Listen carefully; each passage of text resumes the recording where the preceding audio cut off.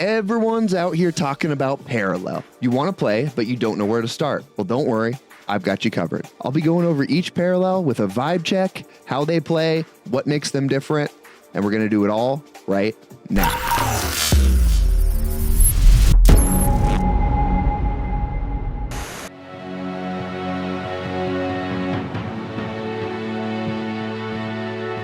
First up, we've got AUGENCORE. Do you like orange lasers, giant mech suits, dangerous work environments, living in a recycling bin, farting robots, cargo, pills with symbols in them, spine surgery? If you do, then AUGENCORE's probably for you. They put a tiny guy on the board. They buff him up with upgrades, whether that's card draw, more attack, more defense, shields. The longer they stick, the bigger they get, and at the end, smash them in the face with a giant fucking robot. Memento of the Fallen is a card that works great with AUGENCORE. Each time this upgrade is attached to a unit, place a +1/+1 counter on it. The upgraded unit gains attack and health equal to the number of counters on this upgrade. When the upgraded unit dies, you may move this upgrade to another friendly unit instead of wasting it. Rinse and repeat, and all of a sudden you have an upgrade that's worth +10/+10, and you get to smash some faces in. KATHARI is another great card. You pop it on one of your units, it does double damage. It's great for the end of the game, one turn kill, hit them in the face until they're dead. AUGENCORE has one of the most annoying cards in the entire game. It's called Zealous Machinist. At the end of your turn, it creates a 2/2 metal robot dog, and every single time your turn ends, it creates another one. If you protect this man, you'll have a board full of big, scary dog robots. If all that sounds great, then AUGENCORE is definitely the Parallel for you.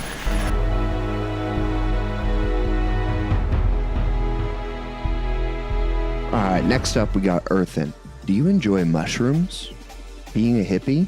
Smoking a cock-shaped peace pipe? Trees? Getting your head cut off by trees? Cat masks? A giant man who doesn't ever go away? If you like any of those things, then EARTHEN's your best bet. If the Earth was dying, a cataclysmic event was happening, would you stay or would you go? If you're EARTHEN, then you would stay and you would continue to farm psychedelic mushrooms. The whole game plan of EARTHEN is to ramp up mana, get big high-cost mana cards out fast, and use keywords like Decay and Pacifist, which seem detrimental on their face, to your advantage with the proper deck build.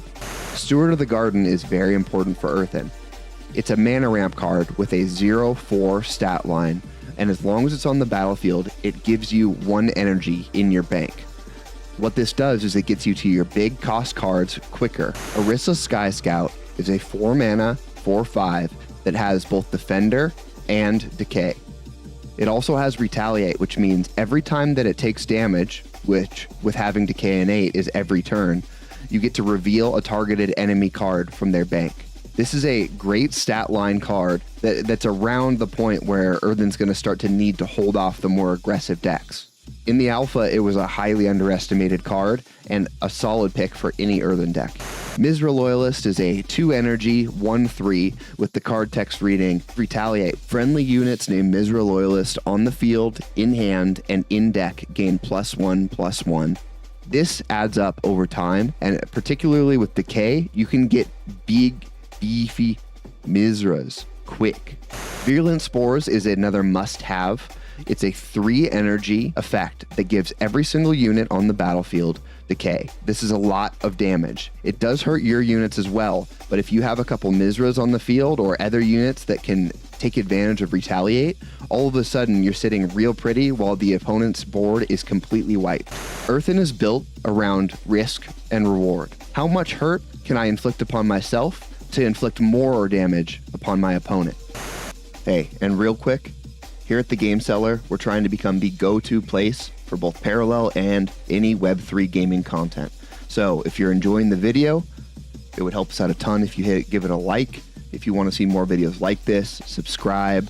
And if you know anyone else who's trying to get into Parallel or loves Web3 gaming, go ahead and share it on over to them. It would help us out a ton, and we really appreciate it.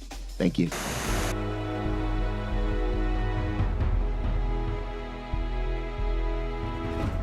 All right, on to the Marcolians. Do you enjoy looking like a stormtrooper? getting shot in the head, shooting others in the head. Who cares who gets shot in the head? Football stadiums, nose jobs, carpooling, a motorcycle that looks like it possibly can't function, whatever this is. If you do, then you're probably a Marcolian. This is the most aggressive parallel in the game, and they play like it. They get quick benefits, and they hit you directly in the face as hard and as fast as possible. Their keyword Assault gives you extra bonuses if you hit the opponent's face. So if you're attacking them every single turn straight to the dome, then you're getting bigger and better. One of their key cards is Neutron Bomb. Basically, it can deal 3 damage to an enemy unit. If that unit dies, they deal 2 damage to another unit. And if that unit dies, they deal 1 damage to another enemy unit. This can be particularly effective against early game opponents or opponents like KATHARI that like to go wide. They also have cards like Determined Assault, a 2 energy card effect that deals 3 damage to you and 3 damage to your opponent. You get to hit their face, and the 3 damage to your face isn't as important because you're quickly trying to end the game against them. If the 3 damage to your face matters at the end of the game, then you've already lost. It's no secret that I hate Marcolians. This is because they have an all or nothing gameplay style, where they try and hit you as fast and as hard as possible before you have a chance to build your board or do anything of merit. They love taking the risk, and they're good at it.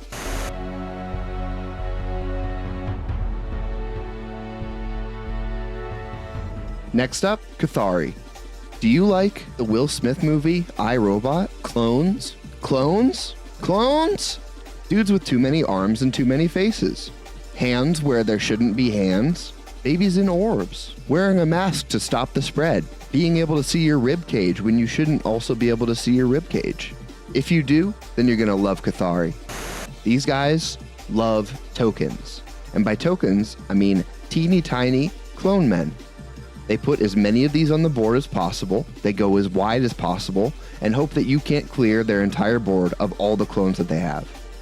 They then use some of their special abilities to buff these clones up, use clones to buff the other clones up, use those clones to buff the other clones up, and at the end, they have a giant 80-armed man come out and smack you in the face. It's actually pretty sick.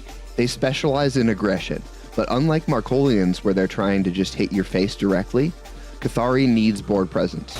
An important card that the KATHARI has is the Belarusi Standard Bearer, a 2 energy, 2/1 that has the card text of, when a friendly clone enters the battlefield, give it +1/+1. And paired with the Voice of Europa, a 3 energy, 2/4 that says every time you create a KATHARI iterant or a clone, you create 1 more. This can rapidly build upon itself, and you can have a board full of 3/3s, 4/4s, whatever you want. Other parallels will be searching for board clear against you. If they don't pull it, then you win. If you do end up getting dragged into the late game, they have a card called Otius, the Psychokinetic Legate. That's an 8 energy, 6/6 that when he dies, splits into 2 more 6/6s, which when they die, split into 2 more dudes, and it's almost impossible to deal with. KATHARI is all about making clones and buffing them up, going as wide as possible. So if you like turns that last 3 minutes, +1/+1/+1/+1/+1, and then smash them in the face for an overkill of 800, then you're going to love these guys.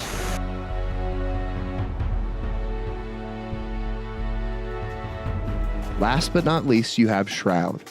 Do you like spooky ghost men? Grown-up master hand in space. Destroying someone's mind with your palm. What looks like a Coldplay concert. Becoming a cloud of nebula. Top-knot trenchcoat assassins. If you do, and you hate when other people get to play the card game that you're playing, then you're going to love SHROUD. SHROUD is the best at controlling the pace of the game. They either use their bountiful removal, or they banish your cards into the singularity. They use all of their effects, all of their stall tactics, and they make you sit there and wonder why you're even playing the game. One of the best cards that they have is the Honored Steward. It's 4 energy, 4/4, and it banishes one of your opponent's units from the field until the Honored Steward is destroyed. You're in action with a 4/4, and their card is completely out of business. Demolecularize. It's an 8 energy effect that banishes every single unit on the board.